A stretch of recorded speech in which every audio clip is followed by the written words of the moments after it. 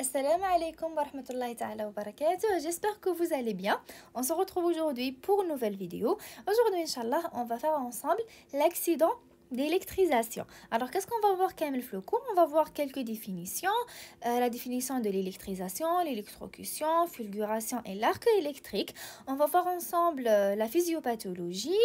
On va voir les conséquences, les caractéristiques physiques, la clinique et enfin la prise en charge. Et on commence bismillah. Alors, on va commencer par quelques définitions. On va définir l'électrisation et l'électrocution et c'est quoi la différence entre les deux. Pour l'électrisation, c'est l'ensemble des manifestations physiopathologiques liées à l'action du courant électrique sur le corps humain. Et pour l'électrocution, c'est le décès par électrisation. Donc les définitions sont claires. Ensuite, pour la fulguration ou bien le foudroiement, c'est quoi? C'est l'ensemble des manifestations physiopathologiques liées à l'action de la foudre sur le corps humain. C'est quoi la foudre qui m'a réveillé dans la photo? C'est le barq. Voilà. Elle est généralement mortelle. C'est vraiment grave. Ensuite, pour l'arc électrique, c'est l'amorçage entre deux conducteurs ou entre un conducteur à haute tension et la victime. Donc voilà pour les définitions, ils sont clairs. Ensuite, on va parler un peu de la physiopathologie.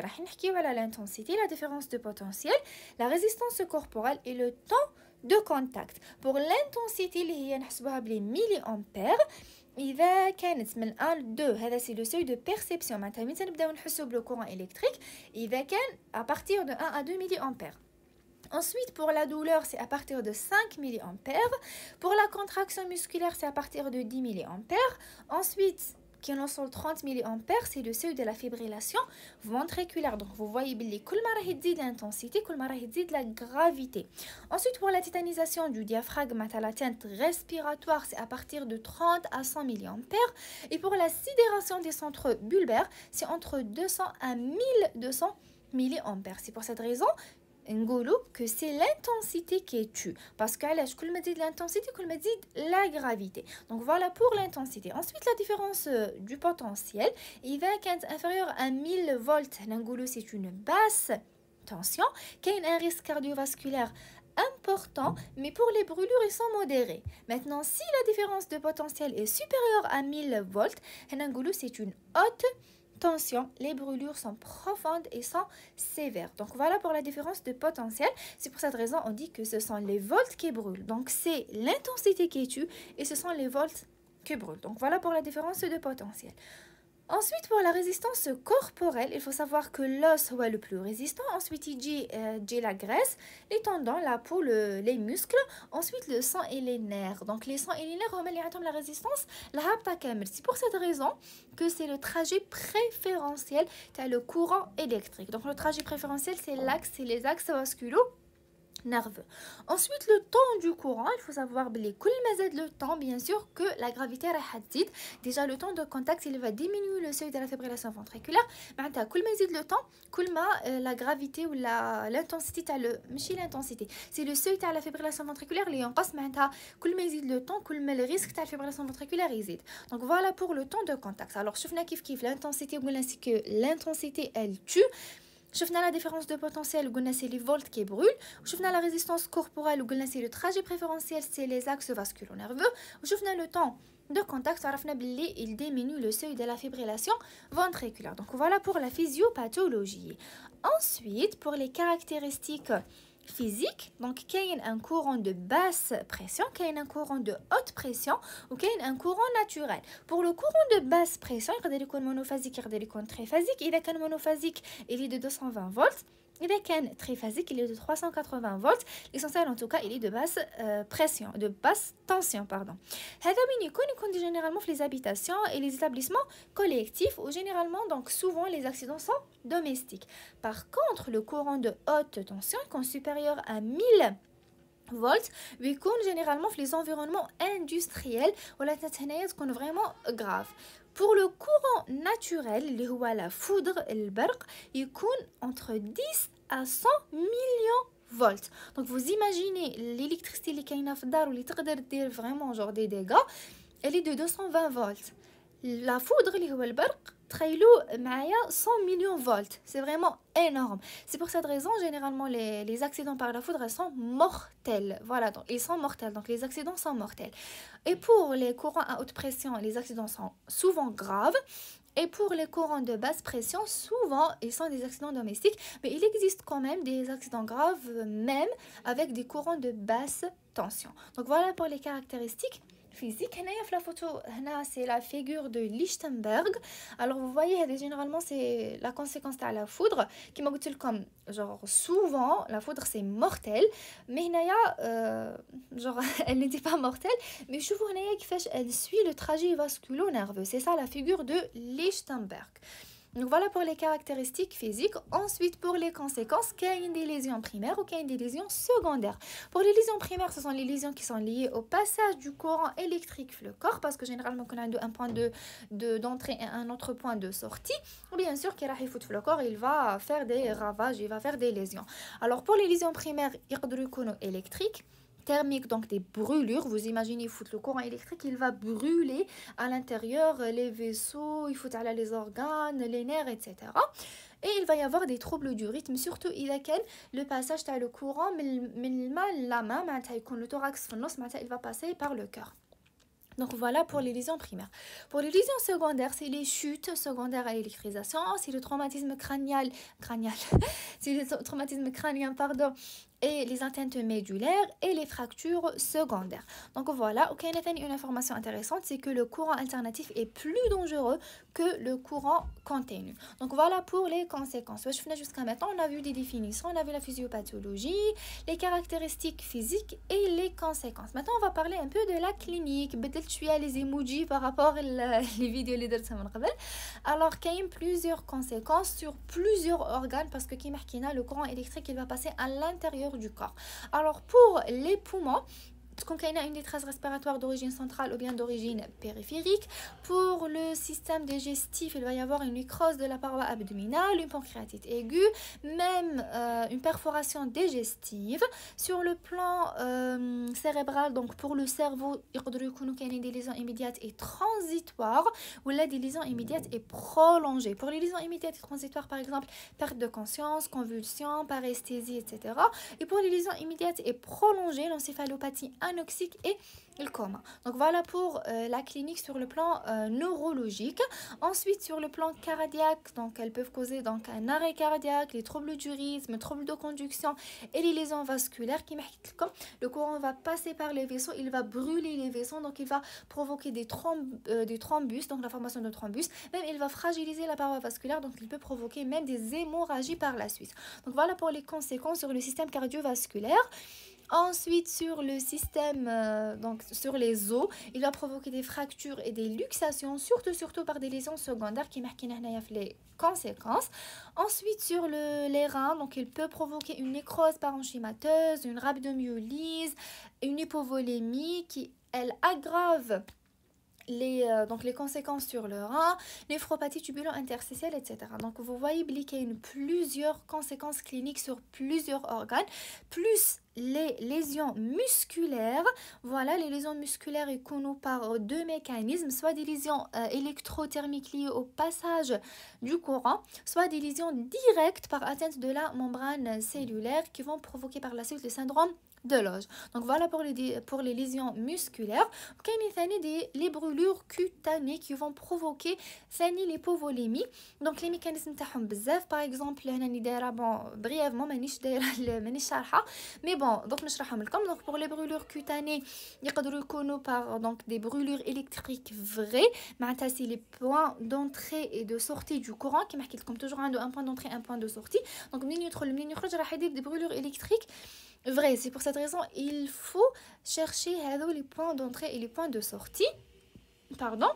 Ensuite pour les brûlures يقدروا يكونوا par arc électrique qui va provoquer des brûlures cutanées profondes sans passage du courant à l'intérieur du corps, donc par l'arc électrique pardon.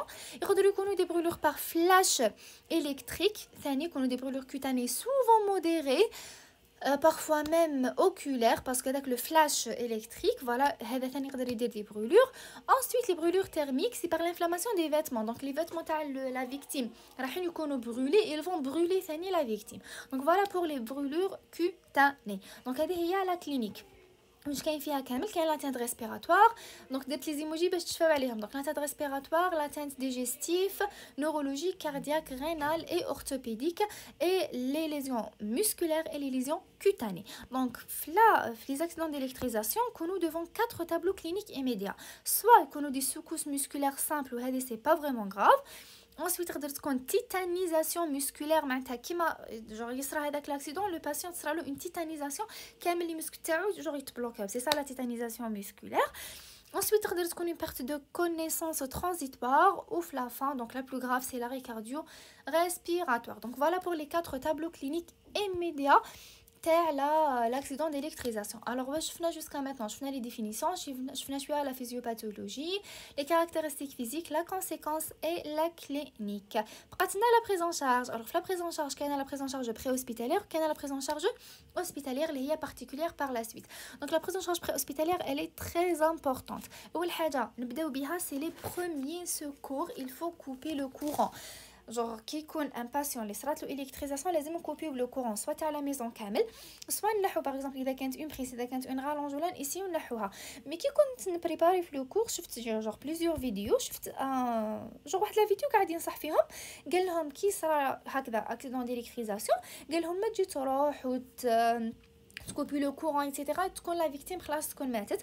سي بور سات ريزون قال لهم تقدروا تبعدوا لا فيكتيم على لا سورس تاع ليليكتريسيتي مي اكدوا لي على هذه مي بلا ما توشوا لا فيكتيم ديريكتومون. معناتها اذا كانت عندكم ما بعديش انايا فولار ولا هكذا عفسه تشدوا بها الباسيون سواء من لو كو سواء من لابدومين سواء على حسب لا بوزيسيون تاعو وجو تجبدوه تبعدوه على هذيك لا سورس دو ليليكتريسيتي باسكو قال لهم كنت تروحوا ما تجوا تروحوا تكوبيو لو كورون يكون لو باسيون مات. دونك فوالا هذه كانت برك نصيحه شفتها في اون فيديو. سينو حنا واش قرينا في لو كور سي دو كوبي لو كورون ولا نحيو لا بريز ولا ليسونسيال لا سورس تاع ليليكتريسيتي هذيك لازم نحوها. دونك فوالا هذه اول حاجه. ثاني حاجه سي دو بريفينير لو سور اكسيدون. فوالا كيما حكيت لكم ماشي الباسيون راه ديجا الكتريزي نتا تروح تزيد توجيه تبدا ثاني نتايا الكتريزي. دونك il faut prévenir le suraccident. Ensuite il faut isoler et protéger le patient. Il faut évoquer un traumatisme associé toujours surtout un traumatisme rachidien. C'est pour cette raison لازم نكونوا prudent كي نرفدوا الباسيون ولكن نبعدوه على لا سورس تاع لو courant. Ensuite, il faut appeler les secours. Toujours, fait l'accident d'électrisation, il faut appeler les secours. Ensuite, il faut faire la première mission. Ensuite, c'est en même temps, il faut faire la première évaluation. Il y a ABCD. Alors, c'est quoi ABCD? A, c'est pour élever. Il faut libérer les voies aériennes et protéger le rachis cervical. Il y a A. Voilà, je vais zoomer هكذا باش تبان. Pour le B, c'est breathing معناتها نشوفوا la respiration et la ventilation. Est-ce que le patient respire ou là est-ce qu'il ne respire pas. Pour la C, اللي هي circulation, c'est contrôle d'hémorragie إذا كانت كاينة ou l'état hémodynamique. هنا ما كانش hémorragie donc on doit contrôler l'état hémodynamique نشوفوا est-ce que كاين un peu ولا لا. و D, plus ou moins D اللي هي disability, c'est l'état neurologique. Donc هذه هي la première évaluation باش نشوفوا est-ce que le patient est en arrêt cardio-respiratoire ou là il n'est pas en arrêt cardio-respiratoire parce que la prise en charge par la suite مش راح تكون la même. Donc اذا كان en arrêt cardio-respiratoire نديروا la réanimation تاع l'arrêt cardio-respiratoire donc نبداو le massage etc. et pour donc اذا le patient ما كانش en arrêt cardio-respiratoire هنا نديروا en position latérale de sécurité ou نكونوا عيطنا le secours ونكونوا نستناو فيهم. Donc voilà pour la première évaluation ABCD. Ensuite la deuxième évaluation شتو هذوك les organes اللي حكينا عليهم في la clinique هما اللي راح نديروا لهم l'évaluation معناتها sur le plan cardio voilà نزوميهم. Donc pour sur le plan cardiovasculaire c'est le pouls, l'auscultation, le rythme cardiaque. Sur le plan pulmonaire par l'inspection, la palpation et l'auscultation. Sur le plan neurologique par le Glasgow et les pupilles. Et sur le plan orthopédique c'est surtout le rachis ou le bassin. Et on doit examiner l'abdomen ou toujours لازم نحوسوا على la porte d'entrée et de sortie كيما حكينا généralement يكونوا فيها des brûlures graves. Voilà, surtout la porte de sortie parce que كيما la balle genre كي تدخل مش راح دير vraiment بزاف les dégâts في la porte d'entrée mais بصح كي يخرج le courant il va vraiment provoquer des dégâts. C'est pour ça لازم toujours نحوسوا عليهم généralement يكونوا في les mains ou là في les pieds. Donc voilà. Ensuite لازم نحوسوا على le type de courant et l'intensité et la durée تاع le contact, c'est très important. Donc voilà pour la deuxième évaluation. Alors نديروا le premier secours, نديروا la première évaluation et la deuxième évaluation. Ensuite, pour la mise en condition, هنايا على حسب généralement يكونوا جاو لي سكور. دونك اول حاجه سي لا بريز ان شارج دو لاري كارديو ريسبيراتوار اذا كان كاين. دونك نديرو كيما حكيت لو مساج ايتترا. سينون نديرو المونيتوراج تاع الباسيون، لو سي جي، لا فوا فينوس بيريفيريك نشدوها بالصالي، le remplissage et les antalgiques. Voilà pour la prise en charge préhospitalière. Ensuite, pour la prise en charge particulière, donc hospitalière, لازم نديرو un collier cervical parce que كيما حكينا généralement يكونوا كاينين des lésions secondaires au niveau du rachis.